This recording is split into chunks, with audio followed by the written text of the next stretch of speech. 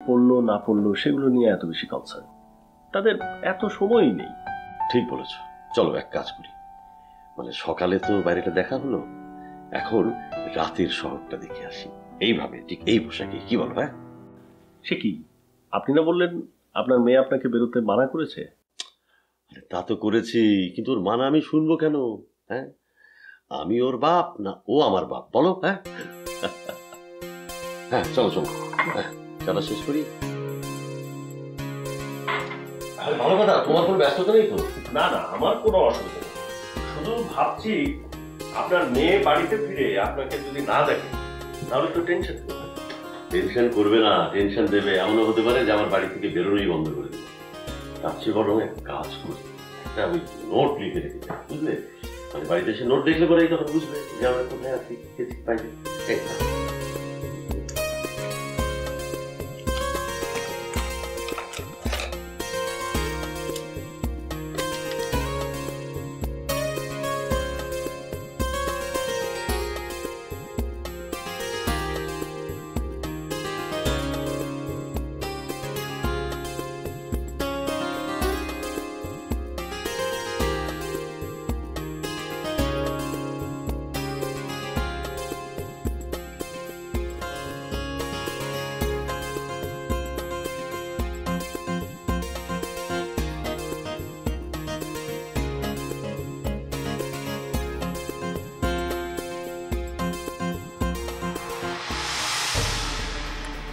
শোনো, তোমার এই বন্ধুকে বলে দিয়েছি সে যেন তোমার আশেপাশে না আসে, আর তোমাকেও বলছি এই ধরনের বন্ধুদের সঙ্গে মেলামেশা করবে না, এতে করে তোমার মঙ্গলই হবে।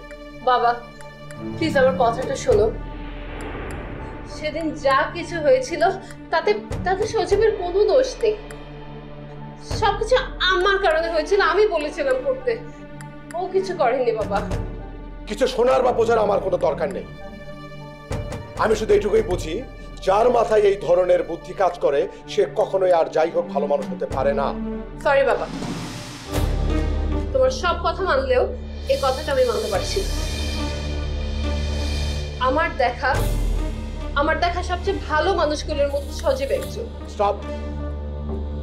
আর এই ধরনের ভালো মানুষদের সঙ্গে মিশেই তুমি আমার সঙ্গে তর্ক করা শিখেছো, তোমার মাকে অমান্য করা শিখেছো, বড়দেরকে অসম্মান করা শিখেছো। বাবার সঙ্গে তর্ক করা, মাকে অমান্য করা, মুরব্বীদেরকে অসম্মান করা, এই তোমার ভালো মানুষদের কাজ। শোনো, তোমার বিয়ে ঠিক করা হয়েছে, তুমি এখন তোমার বিয়ে নিয়ে ভাবো। নিজের মাকে তো কোনোদিন শান্তি দিতে পারোনি, অন্তত নিজের শ্বশুর শাশুড়িকে কিভাবে শান্তি দেওয়া যায় সেটা নিয়ে চিন্তা করো।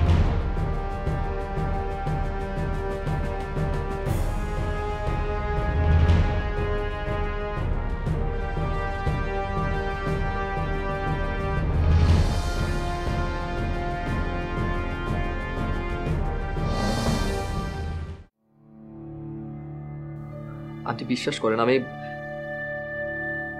সেদিন এত কিছু ভেবে কাজটা করিনি। আমি মানছি আমার ভুল হয়ে গেছে।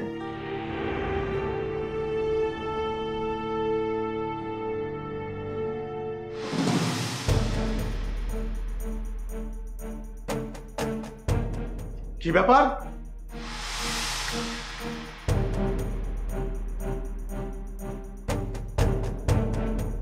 তুমি এখন এখানে বসে আছো, তোমার কি ভয় ডর লজ্জা কিচ্ছু নেই?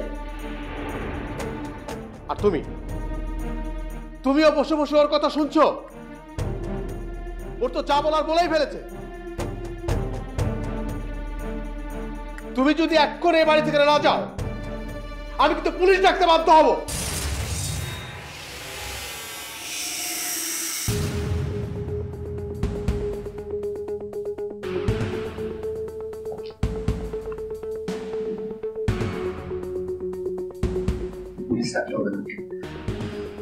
আমি চলে যাচ্ছি। দরজায়